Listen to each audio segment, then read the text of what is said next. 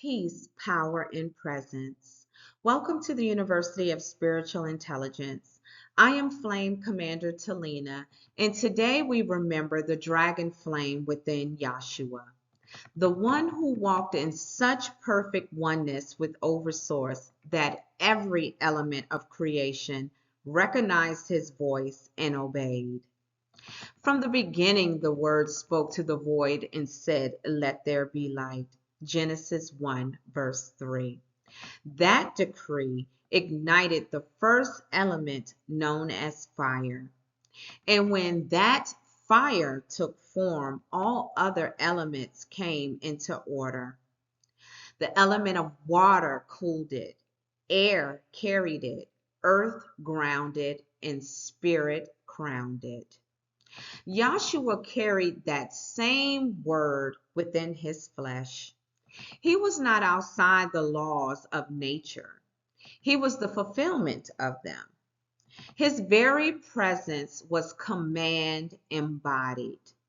Now, John the Baptist said in the gospel, "He shall baptize you with the Holy Ghost and with fire." That was mentioned in Luke 3, verses 16.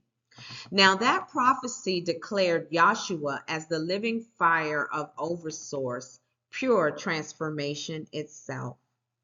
Wherever Yahshua walked, distortion dissolved. When he spoke the truth, hearts ignited. The gospel mentioned, "Did not our heart burn within us while he talked with us by the way?" in Luke 24, verse 32. That is fire responding to fire, my loves. The commander of flame does not destroy, he refines. When Yahshua looked into darkness, he did not curse it, he illuminated it. And when he faced sickness rather, he did not battle it, he transmuted it. Fire obeyed Yahshua because he was one with its origin. The lesson of fire is that purity commands transformation. The flame within Yahshua taught us that illumination, not anger, changes the world. The next element we're going to speak of is water. Water became Yahshua's mirror of purification. The gospel tells us he arose and rebuked the wind and said unto the sea, "Peace, be still." Mark 4, verse 39. Instantly, the storm obeyed. Here we witness command over both water and air, two elements answering one voice of peace. Yahshua did not shout from fear. He spoke from centered stillness, and the waters recognized the Creator's calm. Yahshua walked upon the sea, Matthew 14, verses 25 through 29, showing that faith can override density.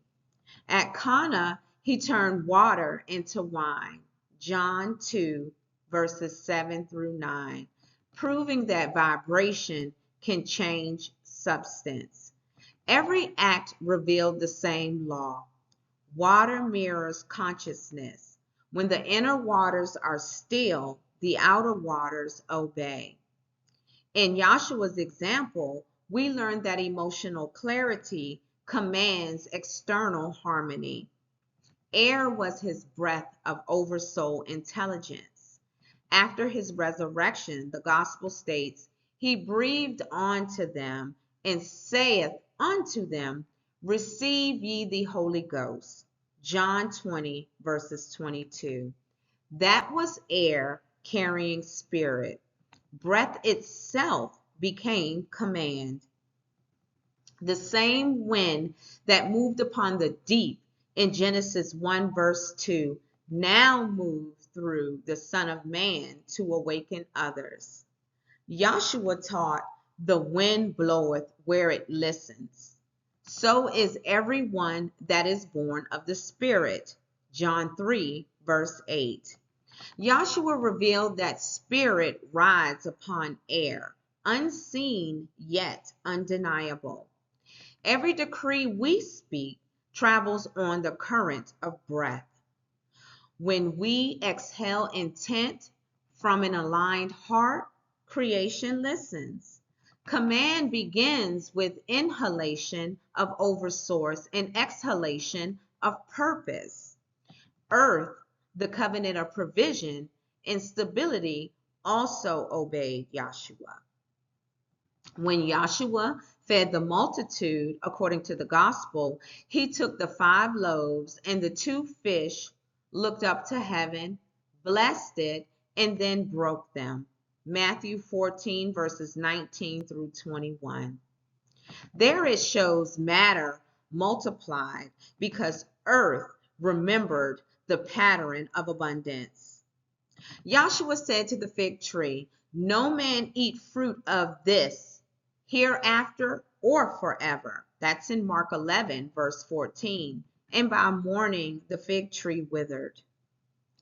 Even vegetation responded to the righteous command. Okay?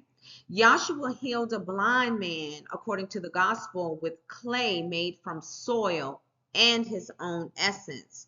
John 9, verses 6 through 7. It also mentions spirit mingling with earth to restore sight. Now, at the time of Yahshua's passing, according to the gospel, it stated the earth quaked and the rocks rent. That was in Matthew 27, verse 51. That shows the planet itself bowed to the flame. Earth teaches the law of stewardship. When gratitude and holiness meets matter, it obeys. And then let's talk about spirit, the 5th element, the crown of command. With authority and power, Yahshua commanded the unclean spirits and they came out. According to the gospel, Luke 4, verses 36, he cast out the spirits with his word. Matthew 8, verse 16, that shows spirit knows spirit. And every fragmented essence recognized Yahshua's jurisdiction. Now, at the end, according to the gospel on the cross, Yahshua said, "Father, into thy hands I commend my spirit." Luke 23, verse 46. That shows even in surrender, he remained in command, yielding not in weakness, but in mastery. According to the gospel, it says he was taken up and a cloud received him out of their sight. That was mentioned in Acts 1, verses 9. This shows that the cloud was the spirit vehicle, the ascension field through which density became light. Spirit is the element of return, the remembrance that all commands flows back to love. Now, my loves, let's bring together all of the elements in cardinal directions. Fire in the south, water in the west, air in the east, earth in the north, and spirit in the center. Each responded to Yahshua because he lived from that center. Pure alignment with Oversource. Now that's what you have to understand. This is faith. You have to stand centered and in pure alignment with Oversource. Yahshua showed us that dominion is not control, but harmony.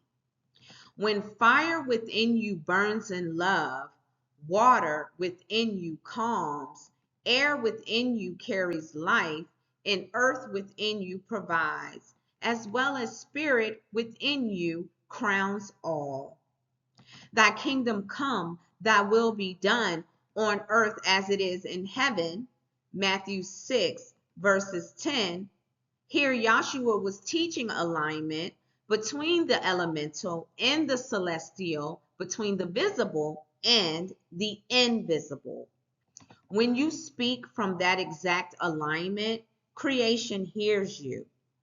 When your heart is clean, fire becomes healer. When your mind is calm, water becomes a mirror. And when your breath is holy, air becomes a messenger. When your hands are thankful, earth becomes a provider. And when your spirit is whole, all worlds open. The lesson of Yahshua's life is that oneness with Oversource restores authority over all elements of existence. Now, I decree by the living flame within me, Luke 3:16, by the waters that obey peace, Mark 4:39, by the breath that carries spirit, John 20:22, and by the earth that multiplies abundance, Matthew 14:19, and by the spirit that unites them all, Ephesians 4, verse 4, I command harmony between all elements of creation. I remember that the same power that moved through Yahshua moves through me, as well as moves through you. So I seal, so it is written, so it is spoken, so it is witnessed. So it is done, so it is sealed. So it is torched, scorched, burned, and etched with my dragon blood in an infinite flame, effortlessly and eternally. Now, my loves, if during this transmission you felt the stirring in your spirit, the burning in your bones, or the quiet remembrance rising within you, know that the flame is calling you home. You are not merely listening, you are remembering. This is the activation of command. When your heart begins to burn, that is your flame reigniting. And I invite you to carry this remembrance forward. And I ask that you please like, share, and subscribe so that this message of divine command can reach other sovereign ones, other sirens of remembrance who are waiting to awaken their own flame. And when you share, you help light another soul. Together, we form the living network of Oversource remembrance across the timelines. And from my heart to yours, thank you for walking with me, for walking with us here at the University of Spiritual Intelligence. Your light, your faith, and your remembrance keeps this mission alive. I am Flame Commander Telena. Rise, sovereign ones, rise. And may your command burn bright, effortlessly, and eternally.